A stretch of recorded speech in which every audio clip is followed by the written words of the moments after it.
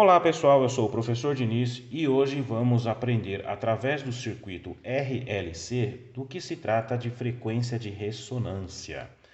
Vamos lá.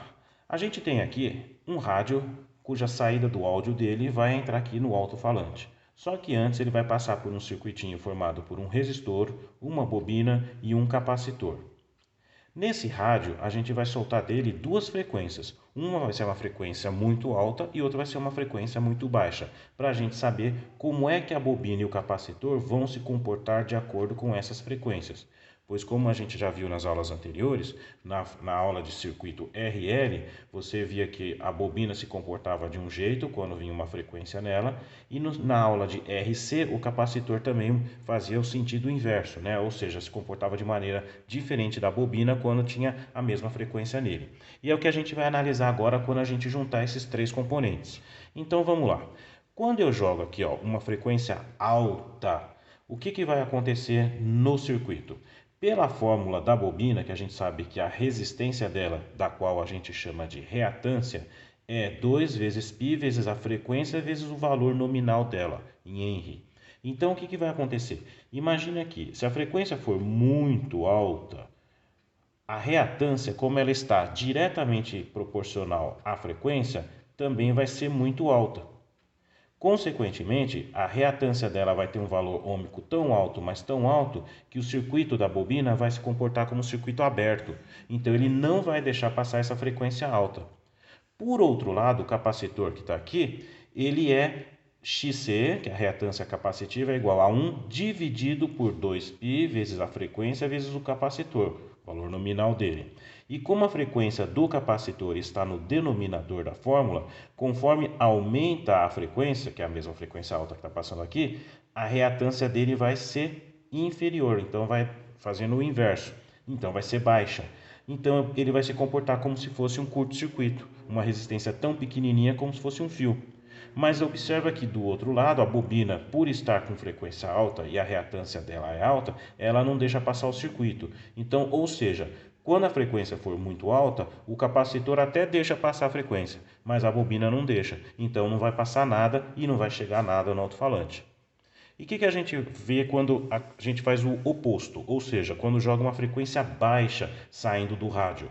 Bom, aí a frequência baixa vai fazer com que a bobina, do mesmo jeito aqui que está a fórmula, conforme a frequência for muito pequena, a reatância também vai ser muito pequena. Agora ele vai se comportar como um fio, resistência muito baixinha. Mas o nosso amigo capacitor, como ele é inverso, ele vai fazer o contrário do que ele fez antes. A frequência dele aqui vai ser muito pequenininha, inversamente proporcional, a reatância dele vai ser muito alta. E agora vai ser ele que não vai deixar passar nada. Então a frequência baixa também não vai passar.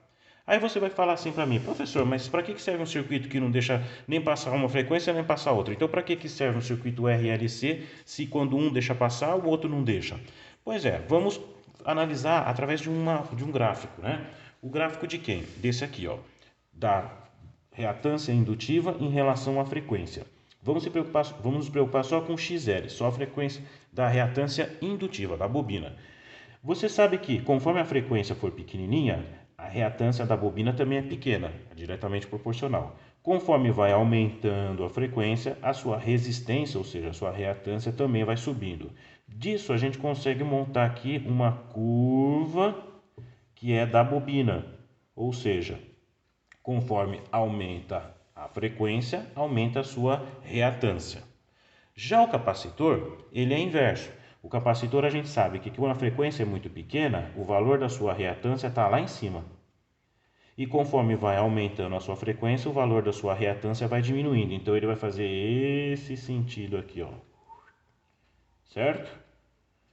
E aí o que a gente observa? Então a gente observa aqui, ó, na hora que eu pegar uma frequência pequenininha aqui, essa frequência 1 bem baixinha, o valor da reatância da bobina vai ser baixo, mas em compensação o valor do capacitor, da reatância dele vai ser alto, e aí não passa nada.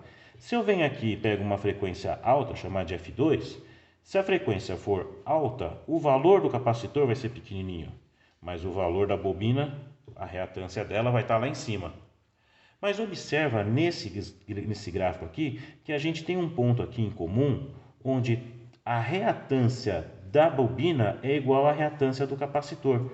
Então você observa que nesse ponto aqui, ó, XL é igual a XC. O valor dos dois é igualzinho. E aí é nessa hora que você consegue um ponto de equilíbrio no circuito.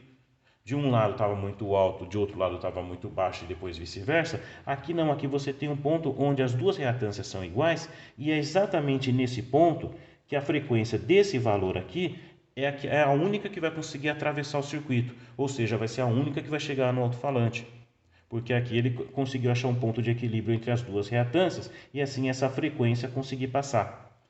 É essa frequência que a gente dá o nome de frequência de ressonância.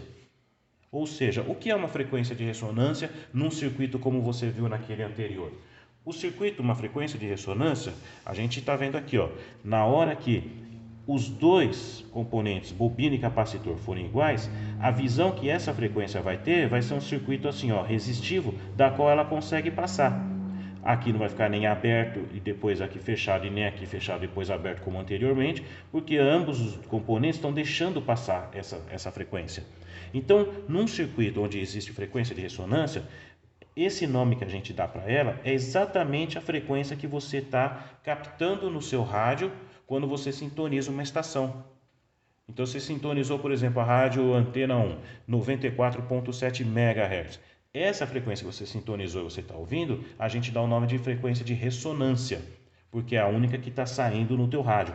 As demais que a antena está captando, elas vão ser bloqueadas pelo circuito RLC, que a gente chama de filtro.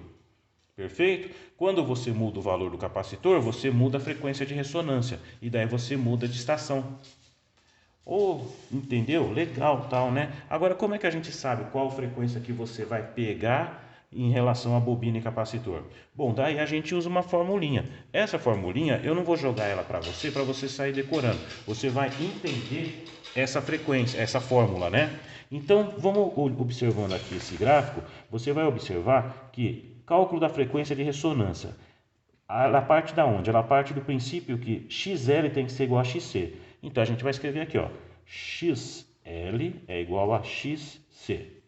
Agora, quem é XL? XL é a fórmula 2 vezes π vezes a frequência vezes o valor da bobina, igual ao valor da reatância capacitiva, que é quem? 1 sobre 2 vezes π vezes F vezes C. Eu quero achar quem? A frequência. Então, eu vou isolar a frequência. Então, o que eu vou fazer? Eu vou pegar essa frequência aqui que está do lado do capacitor e jogar lá em cima. Então, vai ficar como 2 vezes π, F vezes F, F ao quadrado, vezes L. Vai ser igual a 1 sobre 2 vezes π vezes C. Porque o F já subiu. Agora, o que eu vou fazer? Eu vou jogar, deixar o F sozinho, eu vou jogar o 2π lá para baixo. Então, vai ficar F ao quadrado vezes L é igual a 1 sobre 2 vezes 2, 4. Π vezes π, π ao quadrado, certo? E o C continua aqui. Agora, falta jogar quem? Falta jogar o L lá para baixo. A gente vai fazer isso também. Vamos pegar F ao quadrado vai ser igual a 1 sobre 4 vezes π ao quadrado, vezes o L e o C, que já estava aqui embaixo. Olha que interessante, eu cheguei com o F isolado, só que está F ao quadrado. Eu não quero F ao quadrado, eu quero só o valor do F, só o valor da frequência. Então, o que a gente vai fazer? Aquela regra da matemática, né? Eu vou colocar aqui, esse já que está ao quadrado, para eu eliminar ele, eu vou colocar ele dentro de uma raiz. Só que como se trata de uma igualdade, se aqui eu coloquei uma raiz, aqui eu também vou colocar uma raiz. Então, como que vai ficar essa formulinha? Vai ficar f ao quadrado, e eu coloco a raiz nele. E aqui eu vou colocar também ao quadrado, todo mundo está aqui, ó, 1 sobre 4π ao quadrado vezes L vezes C. Perfeito? Por que eu estou fazendo isso? Para eliminar o quadrado desse f, que eu quero só o f. Raiz quadrada de algo que está elevado ao quadrado, um cancela com o outro, só fica o f. Agora aqui, raiz de 1 é 1 mesmo, então ele vai para fora. Raiz de 4 vai ser 2. Π ao quadrado também elimina, só fica π. E raiz de LC, dá para eliminar? Não dá. Então ele permanece dentro da raiz, o L e o C. Pronto. Chegamos na fórmula da frequência de ressonância. Como que a gente usa ela? Você tem aqui uma frequência que você está captando no seu rádio, e aqui você tem o valor da bobina e o valor do capacitor. Então, por exemplo, se o valor da bobina lá do seu rádio, ele é fixo, geralmente, né? É de 0,1 mH. E o capacitor naquela época está valendo 1 pico, você joga o valor aqui dos dois, faz toda essa conta e vai dar o valor de uma frequência.